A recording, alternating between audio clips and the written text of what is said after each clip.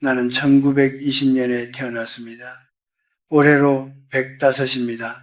전쟁도 겪었고 굶주림도 겪었고 나라가 무너졌다가 다시 일어서는 장면도 제 두 눈으로 보았습니다. 그런 내가 이제 여러분께 묻고 싶습니다. 당신의 노후는 감옥입니까? 아니면 휴가입니까? 사람들은 은퇴를 기다립니다. 아침 알람 소리 없이 눈을 뜨는 날, 출근길 지하철에 몸을 씻지 않아도 되는 날, 따뜻한 햇살 아래서 커피 한 잔 마시며 느긋하게 TV를 보는 날, 평생 가족을 위해 헌신한 가장도, 자식들 키우느라 전쟁 같은 하루를 살았던 어머니도 그날을 꿈꿉니다. 나도 그랬습니다. 정년 퇴직을 하던 날 동료들과 악수하며 속으로 이런 생각을 했지요.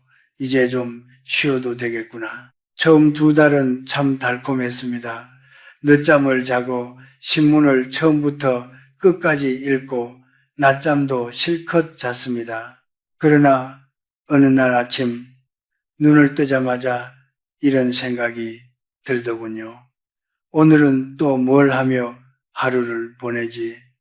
그 질문이 가슴을 서늘하게 만들었습니다. 전쟁 중 포탄이 떨어질 때 느끼던 공포와는 다른 아주 조용하고 끈질긴 공허함이었습니다. 요즘 통계를 보면 우리나라 65세 이상 노인 중 상당수가 우울 증상을 경험한다고 합니다. 특히 배우자를 먼저 보내거나 사회적 역할이 사라진 경우 그 비율이 더 높다고 하지요.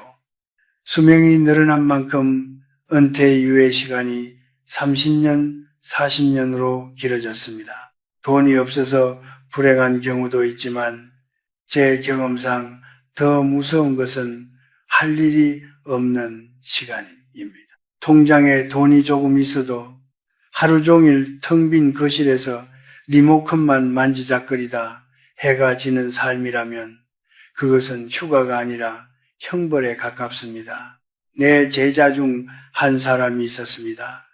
대기업 임원까지 지낸 유능한 사람이었지요. 은퇴 후 그는 처음엔 여행도 다니고 골프도 쳤습니다. 그런데 1년쯤 지나자 얼굴이 달라졌습니다.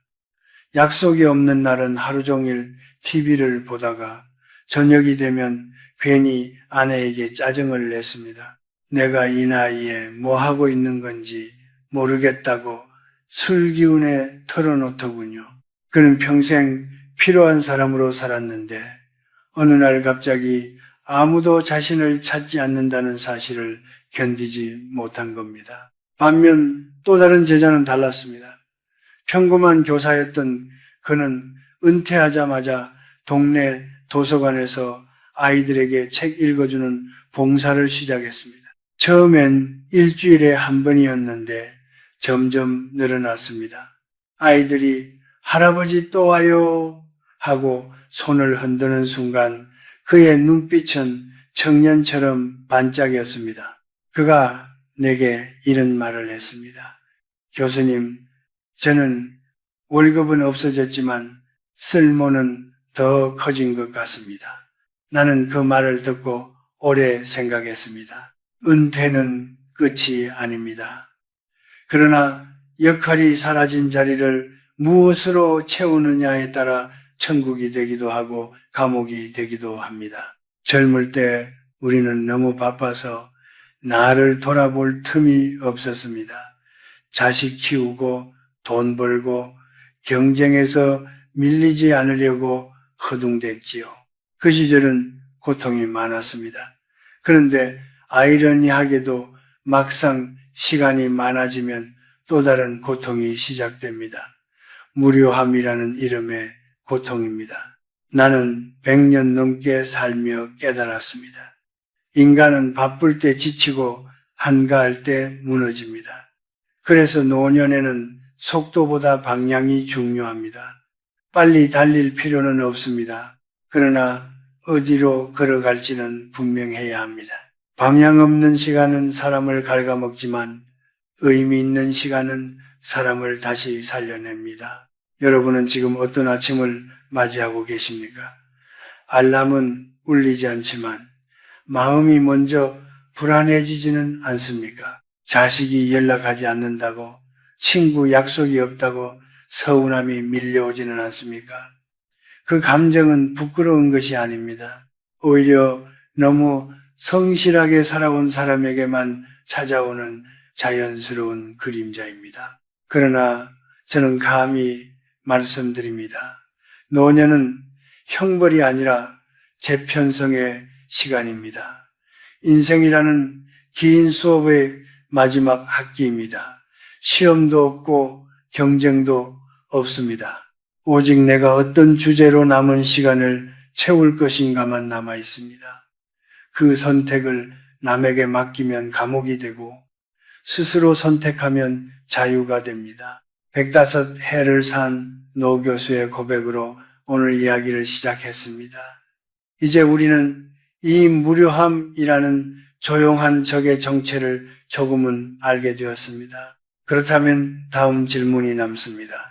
이 감옥의 문을 여는 열쇠는 무엇인가? 그 답을 찾기 전에 먼저 우리는 고독을 다시 정의해야 합니다. 많은 이들이 두려워하는 그 고독 말입니다. 나는 55세 교수가 되었고 65세 정년을 맞았습니다. 그리고 75 무렵 아내를 먼저 떠나보냈습니다. 그때 나는 비로소 혼자라는 단어의 무게를 알게 되었습니다. 집안이 그렇게 넓은 줄은 그때 처음 알았습니다. 밥상 건너편에 빈 의자가 그렇게 차갑게 느껴진 적도 없었습니다. 많은 분들이 고독을 벌처럼 생각합니다. 자식이 자주 찾아오지 않으면 내가 잘못 살았나 싶고 주말에 약속이 없으면 괜히 초라해진다고 말합니다. 하지만 나는 100년을 살며 깨달았습니다. 고독은 벌이 아니라 준비입니다. 인생의 마지막 장을 스스로 써내려가기 위한 준비 말입니다. 요즘 우리나라는 1인 가구가 빠르게 늘고 있습니다. 특히 60대 이후의 1인 가구 비율이 눈에 띄게 증가했다고 합니다. 배우자를 먼저 떠나보내거나 자식들이 독립하면서 자연스럽게 혼자가 됩니다. 이것은 비정상이 아닙니다. 시대의 흐름이고 생의 순서입니다. 그런데 우리는 여전히 혼자 있는 시간을 실패처럼 받아들입니다. 내가 전쟁 직후 교수 생활을 시작했을 때 연구실에는 난방도 제대로 되지 않았습니다. 동료들도 하나둘 떠나고 혼자 남아 책상 앞에 앉아있던 날들이 많았습니다. 그때 나는 외롭다고 생각했습니다. 그러나 시간이 지나 돌아보니 바로 그 고독의 시간들이 나를 단단하게 만들었습니다. 남의 박수 없이도 책을 읽고 남의 인정을 기다리지 않고도 연구를 이어갔던 그 시간 덕분에 나는 나 자신과 친해질 수 있었습니다. 노년의 고독도 다르지 않습니다. 우리는 평생 누군가의 아버지로, 어머니로, 부장으로, 동료로 살아왔습니다. 그러나 이제 그 이름표가 하나둘 떨어집니다. 그때 비로소 나는 누구인가? 라는 질문이 남습니다. 많은 분들이 이 질문을 두려워합니다. 그러나 나는 오히려 이렇게 말하고 싶습니다. 이제야 진짜 당신을 만날 시간이라고. 혼자 밥을 먹는 것이 창피합니까? 나는 90이 넘어서 혼자 식당에 가는 연습을 했습니다. 처음엔 주변을 의식했지요. 그러나 어느 날 깨달았습니다. 사람들은 생각보다 나에게 관심이 없다는 사실을 우리는 남의 시선을 과대평가하며 살아왔습니다. 그러나 노년은 그 시선에서 벗어나는 시기입니다. 이것이 얼마나 큰 자유인지 경험해보지 않으면 모릅니다. 고독은 텅 빈 방이 아닙니다. 아무도 방해하지 않는 서재입니다. 젊을 때는 늘 누군가의 요구에 응답해야 했습니다. 상사의 전화, 아이의 울음, 거래처의 약속. 그러나 지금은 어떻습니까? 전화기가 조용하다면 그것은 버려졌다는 신호가 아니라 허락받은 시간입니다. 내 생각을 끝까지 이어갈 수 있는 시간, 내 감정을 천천히 들여다볼 수 있는 시간입니다. 나는 90살 무렵부터 매일 아침 혼자 차를 끓여 마시며 창밖을 바라보는 습관을 들였습니다. 10분, 20분 아무것도 하지 않고 앉아 있었습니다. 처음엔 답답했지만 점점 마음이 고요해졌습니다. 그러자 이상하게도 예전에는 보이지 않던 것들이 보이기 시작했습니다. 나무의 인맥, 구름의 흐름, 내 숨의 리듬, 고독은 감각을 되살립니다. 어느 시인이 이런 말을 남겼습니다. 늙는다는 것은 사라지는 것이 아니라 맑아지는 것이다. 나는 이 문장을 참 좋아합니다. 노년은 사람을 정리합니다. 복잡했던 관계도 욕심도 경쟁도 하나씩 걷어냅니다. 그리고 마지막에 남는 것이 바로 나 자신입니다. 그 나를 두려워하지 않는 것이 고독을 즐기는 첫걸음입니다. 제자 한 사람이 아내를 먼저 보내고 깊은 우울에 빠졌습니다. 그는 매일 동창회, 산악회, 모임을 전전했습니다. 약속이 없는 날은 견디지 못했습니다. 그러다 건강까지 나빠졌지요. 내가 그에게 말했습니다. 한 달만 모임을 줄이고 하루에 1시간은 혼자 산책해보게. 그는 마지못해 시작했습니다. 그리고 몇 달 후 얼굴이 달라졌습니다. 교수님, 처음엔 무서웠는데 요즘은 그 시간이 기다려집니다.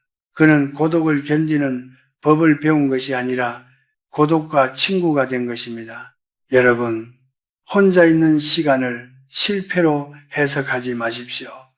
그것은 인생이 여러분에게 건네는 마지막 선물일지도 모릅니다. 타인의 기대에서 벗어나 오직 나의 속도로 숨 쉴 수 있는 시간, 그 시간을 어떻게 쓰느냐에 따라 노년은 달라집니다. 고독을 두려워하면 우리는 자꾸 외부에서 자극을 찾게 됩니다. TV를 켜고 전화를 붙들고 약속을 만들어냅니다. 그러나 고독을 받아들이면 비로소 질문이 생깁니다. 나는 무엇을 좋아하는가? 무엇을 하면 시간이 사라지는가? 이 질문이야말로 노년을 감옥에서 해방시키는 열쇠입니다. 이제 우리는 알게 되었습니다. 혼자라는 상태는 결핍이 아니라 가능성이라는 것을. 그렇다면 그 가능성을 무엇으로 채워야 할까요? 그저 시간을 흘려보내는 소비자로 남을 것인가? 아니면 무언가를 만들어내는 사람으로 다시 태어날 것인가? 105해를 살아보니 그 차이가 노년의 품격을 가릅니다. 이제 그 이야기를 해볼 차례입니다. 나는 90이 넘어서야 비로소 한 가지를 분명히 깨달았습니다. 나이를 먹는다는 것은 기억력이 떨어지는 일이 아니라 스스로를 포기하는 순간부터 시작된다는 사실입니다. 사람들은 흔히 이 나이에 뭘 새로 하겠어 라고 말합니다. 그 말 한마디가 뇌를 가장 빨리 늙게 만듭니다. 요즘 은퇴 후의 일상을 가만히 들여다보면 우리는 대부분 소비자로 살아갑니다. 아침에 눈을 뜨면 TV를 켜고 유튜브를 보고 누군가 만들어 놓은 이야기를 받아들입니다. 하루 종일 입력만 하고 출력은 없습니다. 젊을 때는 일이라도 했지요. 보고서를 쓰고 회의를 하고 판단을 내렸습니다. 그것이 모두 출력이었습니다. 그런데 은퇴 후에는 생각을 밖으로 꺼낼 일이 줄어듭니다. 그러니 뇌도 마음도 점점 굳어갑니다. 실제로 여러 연구에서 노년에도 새로운 활동을 지속하는 사람이 그렇지 않은 사람보다 인지 기능 저하 속도가 느리다고 합니다. 나는 통계보다 제 경험을 믿습니다. 80이 넘어 글쓰기를 시작한 친구가 있었습니다. 그는 매일 2쪽씩 자신의 어린 시절을 기록했습니다. 처음엔 맞춤법도 틀리고 문장도 어색했지요. 그런데 1년쯤 지나자 그의 눈빛이 달라졌습니다. 내가 이렇게 많은 이야기를 품고 살았는지 몰랐어. 그 말이 아직도 기억납니다. 나는 90살에 처음으로 내 인생 강의록을 쓰기 시작했습니다. 제자들에게 해주지 못했던 이야기, 전쟁통에서 교과서를 들고 도망치던 날의 기억, 가난 때문에 학업을 포기하려 했던 순간들을 적었습니다. 글을 쓰다 보니 놀라운 일이 벌어졌습니다. 그동안 고통이라고만 생각했던 기억들이 의미로 바뀌기 시작한 겁니다. 아, 그래서 내가 이렇게 단단해졌구나. 그때의 실패가 나를 이 자리까지 데려왔구나. 그런 과거를 치유하는 도구였습니다. 여러분에게 거창한 책을 쓰라고 말하는 것이 아닙니다. 노트 한 권이면 충분합니다. 하루 3줄이면 충분합니다. 오늘 감사했던 일 하나, 마음이 흔들렸던 순간 하나, 내일 해보고 싶은 일 하나, 이 3줄이 쌓이면 그것이 바로 당신의 역사입니다. 사람은 기록하는 순간 단순한 노인이 아니라 증인이 됩니다. 자신의 시대를 살아낸 증인 말입니다. 또 하나, 나는 식물을 키우는 일을 권하고 싶습니다. 내가 100세를 넘기고도 매일 베란다에 나가는 이유가 있습니다. 작은 화분에 물을 주고 잎을 닦아주는 그 시간이 나를 다시 살아있게 만듭니다. 내 몸은 예전 같지 않지만 내 손길이 닿은 식물은 자랍니다. 어느 봄날 마른 줄기에서 새싹이 올라오는 것을 보며 나는 눈물이 났습니다. 아직 끝이 아니구나. 그 새싹은 식물의 것이기도 했지만 동시에 나의 것이기도 했습니다. 생산이라는 것은 거창한 공장이 아닙니다. 손끝에서 무언가가 태어나는 경험입니다. 글 한 줄, 그림 한 장, 작은 화분 하나, 그 안에는 공통점이 있습니다. 내가 시간을 들였고 내가 마음을 쏟았다는 사실입니다. 그 과정에서 우리는 다시 쓸모 있는 존재가 됩니다. 내가 존경하던 한 노학자는 이런 말을 남겼습니다. 사람은 나이가 아니라 멈출 때 늙는다. 나는 이 말을 평생 가슴에 품고 살았습니다. 은퇴는 멈춤이 아닙니다. 역할이 바뀌는 것입니다. 월급은 사라질지 몰라도 창조할 능력은 사라지지 않습니다. 제자 중 한 분은 은퇴 후 동네 아이들에게 무료로 한자를 가르치기 시작했습니다. 처음엔 아이 2이었는데 어느새 10명이 모였습니다. 그는 내게 말했습니다. 교수님, 예전엔 회사에서 명함으로 나를 증명했지만 지금은 아이들이 나를 증명합니다. 그는 더 이상 소비자가 아니었습니다. 그는 누군가의 하루를 바꾸는 생산자가 되었습니다. 우리는 평생 남이 만든 세상 속에서 바쁘게 뛰어다녔습니다. 이제는 작게나마 내 세상을 만들어야 합니다. 소비는 편합니다. 리모컨만 누르면 됩니다. 그러나 생산은 조금 번거롭습니다. 생각해야 하고 손을 움직여야 합니다. 하지만 바로 그 번거로움이 우리를 살아있게 만듭니다. 여러분의 하루를 돌아보십시오. 오늘 무엇을 만들어냈습니까? 작은 문장 하나라도 좋습니다. 한 발짝이라도 좋습니다. 중요한 것은 크기가 아니라 방향입니다. 입력만 하는 삶에서 출력하는 삶으로 옮겨가는 순간 노년은 더 이상 감옥이 아닙니다. 그것은 창작실이 됩니다. 나는 105해를 살며 확신하게 되었습니다. 인간은 무언가를 만들어낼 때 가장 존엄해집니다. 직함이 사라져도 월급이 없어도 손끝에서 태어난 작은 결과물은 우리를 다시 빛나게 합니다. 이제 우리는 한 걸음 더 나아가야 합니다. 몸을 움직이고 생각을 흐르게 하고 배우기를 멈추지 않는 삶으로 말입니다. 걷고 배우고 사색하는 사람은 결코 늙지 않습니다. 그 이야기를 다음에서 이어가겠습니다. 나는 100세를 넘기고도 매일 걷습니다. 속도는 느립니다. 젊은이들이 옆을 스쳐 지나가도 전혀 부끄럽지 않습니다. 나는 경쟁하러 나온 사람이 아니기 때문입니다. 나는 생각하러 나옵니다. 젊은 시절 나는 늘 뛰었습니다. 전쟁이 터지면 살아남기 위해 뛰었고 먹고 살기 위해 뛰었고 학문에서 뒤처지지 않으려고 또 뛰었습니다. 그러나 노년의 걷기는 다릅니다. 이 걷기는 도착이 목적이 아니라 과정이 목적입니다. 발을 한 걸음 내디딜 때마다 생각이 정리되고 마음이 가벼워집니다. 어느 날 85이던 해였습니다. 연구실에서 후배 교수와 언쟁을 벌이고 몹시 마음이 상한 채 집으로 돌아왔습니다. 예전 같으면 밤새 분노했을 일입니다. 그런데 그날은 신발을 신고 밖으로 나갔습니다. 천천히 골목을 돌며 걸었습니다. 발바닥이 땅을 디딜 때마다 이상하게도 생각이 흩어졌습니다. 그래, 저 사람도 자기 자리에서 애쓴 것이겠지.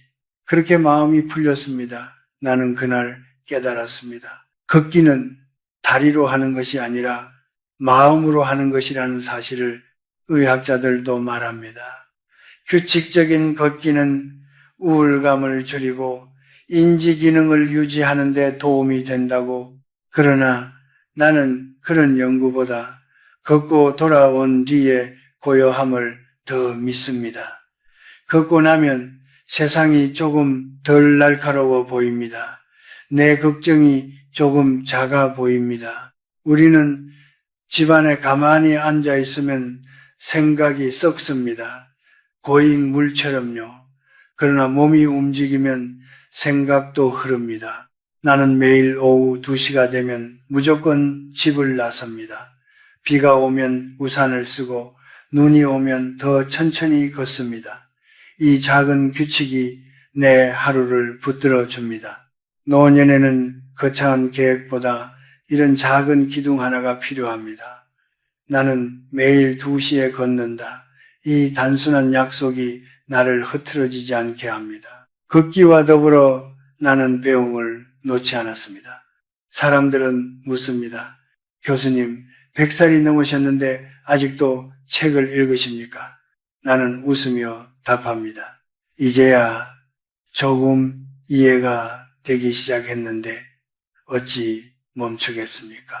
젊을 때 읽은 철학책은 시험을 위한 것이었지만 노년에 읽는 책은 나를 위한 것입니다. 같은 문장도 나이에 따라 다르게 와닿습니다. 마치 오래 묵힌 차처럼 깊은 향이 납니다. 나는 9순이 넘어서 작은 하모니카를 배웠습니다. 손이 떨리고 숨이 짧아 쉽지 않았습니다. 그러나 그 서툰 소리 속에서 묘한 기쁨이 있었습니다. 하나를 제대로 내기 위해 집중하다 보면 다른 걱정이 사라집니다. 악기를 연주하는 시간은 짧지만 그 여운은 오래갑니다. 뇌가 새로 연결되는 느낌이랄까요? 나는 그때 알았습니다. 배움은 젊은이의 특권이 아니라 노년의 권리라는 것을. 제자 중 한 분은 이른해 영어를 배우기 시작했습니다. 해외에 사는 손주와 대화하고 싶다는 이유였습니다. 처음엔 알파벳도 더듬었지만 몇 년 뒤 그는 손주와 화상 통화를 하며 간단한 문장을 나누었습니다. 통화가 끝난 뒤 그가 흘리던 눈물을 나는 잊지 못합니다. 교수님, 제가 다시 자라는 기분입니다. 그렇습니다. 배우는 순간 우리는 다시 자랍니다. 어느 사상가는 이렇게 말했습니다. 노년은 완성의 시기가 아니라 확장의 시기다. 나는 이 말을 믿습니다. 젊을 때는 넓히기 위해 애썼고 중년에는 지키기 위해 애썼다면 노년은 깊어지는 시기입니다. 걷고 배우고 사색하는 시간 속에서 우리는 삶을 다시 해석합니다. 지나온 고통도 실수도 상처도 조금씩 이해하게 됩니다. 노년을 두려워하는 이유는 몸의 쇠약 때문만이 아닙니다. 이제 더 이상 성장하지 않는다는 착각 때문입니다. 그러나 나는 105세 나이로 말씀드립니다. 성장에는 나이 제한이 없습니다. 다만 속도가 느려질 뿐입니다. 느린 성장도 성장입니다. 오늘 하루를 돌아보십시오. 몸은 얼마나 움직였습니까? 마음은 무엇을 배웠습니까? 머리는 무엇을 새로 받아들였습니까? 걷기와 배움은 우리를 다시 현재로 데려옵니다. 과거에 머무르지도 미래를 두려워하지도 않게 합니다. 이제 마지막 이야기를 남겨두고 있습니다. 긴 노년의 시간을 어떻게 보물창고로 만들 것인가 하는 이야기입니다. 은퇴 이후에 30년, 40년은 형벌이 아니라 선물일 수 있습니다. 그 선물을 어떻게 여는지 마지막으로 함께 생각해 봅시다. 나는 올해 105입니다. 많은 이들이 내게 묻습니다. 그 나이까지 사시면 무엇이 가장 후회되십니까? 나는 잠시 생각하다가 이렇게 답합니다. 후회는 많았지만 시간을 헛되이 보낸 날이 가장 아깝습니다. 젊은 날의 실패는 다시 만회할 기회가 있습니다. 그러나 노년의 하루는 다시 오지 않습니다. 그래서 나는 은퇴 이후의 시간을 남은 시간이라고 부르지 않습니다. 나는 그것을 내 시간이라고 부릅니다. 비로소 누구의 것도 아닌 오롯이 나의 시간입니다. 여러분의 은퇴 이후 30년, 40년은 결코 짧지 않습니다. 1920년에 태어난 내가 1950년대를 살 때만 해도 평균 수명이 지금처럼 길 것이라고는 상상하지 못했습니다. 그러나 이제 우리는 100세를 넘어 사는 시대에 있습니다. 문제는 오래 사는 것이 아니라 어떻게 사느냐입니다. 노년이 빈방이 되느냐, 보물창고가 되느냐는 아주 사소한 습관에서 갈립니다. 나는 매일 같은 시간에 일어나고 차를 마시고 걷고 읽고 짧게 기록합니다. 거창하지 않습니다. 그러나 이 작은 반복이 내 하루를 단단히 붙들어 줍니다. 루틴은 노년의 지팡이입니다. 몸이 흔들려도 마음이 약해져도 정해진 시간에 정해진 일을 하는 습관이 나를 넘어지지 않게 합니다. 나는 한때 제자들에게 이런 말을 했습니다. 사람은 타인의 인정으로 살면 불안하고 자신의 기준으로 살면 평온하다. 노년에는 특히 그렇습니다. 자식의 연락 횟수, 친구의 초대 여부, 사회의 관심에 따라 기분이 오르내리면 우리는 계속 흔들립니다. 그러나 내가 정한 하루의 기준이 있다면 타인의 반응은 부수적인 것이 됩니다. 나는 100세가 되던 해에 작은 결심을 했습니다. 남에게 기대지 않는 기쁨을 하나씩 만들자. 그래서 작은 텃밭을 가꾸고 짧은 글을 쓰고 가끔은 젊은이들과 대화합니다. 그들이 나를 필요로 해서가 아니라 내가 세상과 연결되고 싶어서입니다. 노년의 품격은 구걸하지 않는 태도에서 나옵니다. 누군가 나를 찾아주기를 기다리는 대신 내가 먼저 하루를 채우는 사람, 그런 어른이 될 때 얼굴이 편안해집니다. 어느 날 동네 아이가 나를 보며 이렇게 말했습니다. 할아버지, 항상 혼자인데 외로워 보이지 않아요? 나는 웃었습니다. 그 말이 나에게는 큰 칭찬이었습니다. 혼자 있지만 외롭지 않은 사람, 그것이 내가 지향하는 노년의 모습입니다. 우리는 평생 역할로 불렸습니다. 아버지, 어머니, 부장, 사장, 교수. 그러나 마지막에는 이름만 남습니다. 그리고 그 이름 뒤에 어떤 표정이 붙을지가 중요합니다. 짜증과 원망이 남을 것인가? 아니면 평온과 여유가 남을 것인가? 나는 이제 늙는다는 것을 두려워하지 않습니다. 늙는다는 것은 사라지는 것이 아니라 맑아지는 것임을 알기 때문입니다. 욕심이 줄어들고 관계가 정리되고 진짜 중요한 것만 남습니다. 그 남은 것들을 소중히 여기는 삶이야말로 가장 깊은 축복입니다. 여러분께 묻고 싶습니다. 오늘 하루 당신은 무엇을 만들어냈습니까? 무엇을 배웠습니까? 무엇을 느꼈습니까? 거창하지 않아도 좋습니다. 작은 설렘 하나면 충분합니다.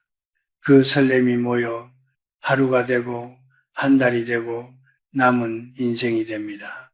노년은 감옥이 아닙니다. 문은 이미 열려 있습니다. 다만 안에서 스스로 잠가두고 있었을 뿐입니다. 이제 손을 뻗어 문고리를 돌리십시오. 리모컨 대신 펜을 들고 침묵 대신 걸음을 선택하십시오. 타인의 전화를 기다리는 대신 스스로 하루를 시작하십시오. 105해를 살아보니 분명히 말할 수 있습니다. 인생의 마지막 장은 가장 느리지만 가장 깊습니다. 그 깊이를 두려워하지 마십시오.